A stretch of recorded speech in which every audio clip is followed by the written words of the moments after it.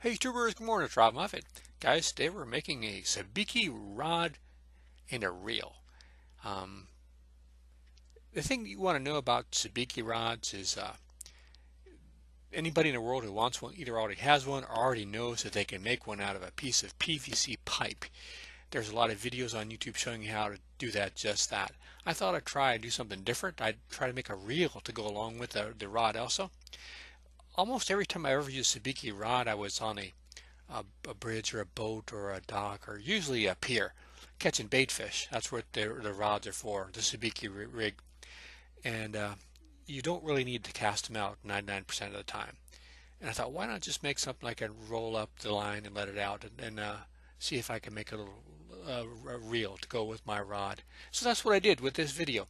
I'm going to show you how I made just simple reel with some wood dowel, and some pieces of wood I got from the craft section at the Walmart, and had a lot of fun doing it. And I'll let you see how it looks right now.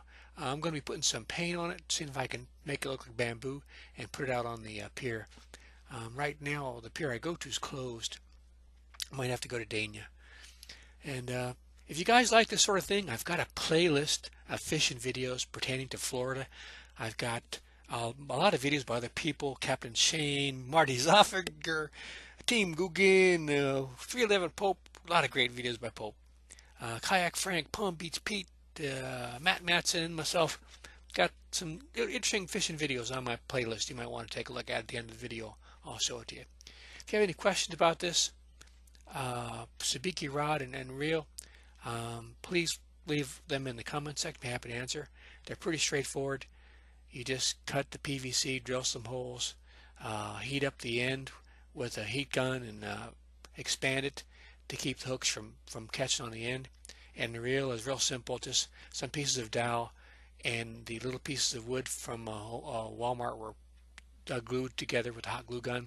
And I used stainless steel machine screws to assemble it mostly, and got a little eye bolt to use as a lead. I haven't seen anybody else do this. It's just something I made up on my own, and I like doing that. Don't like doing what everybody else does. Hope you like this. I'm rambling too much.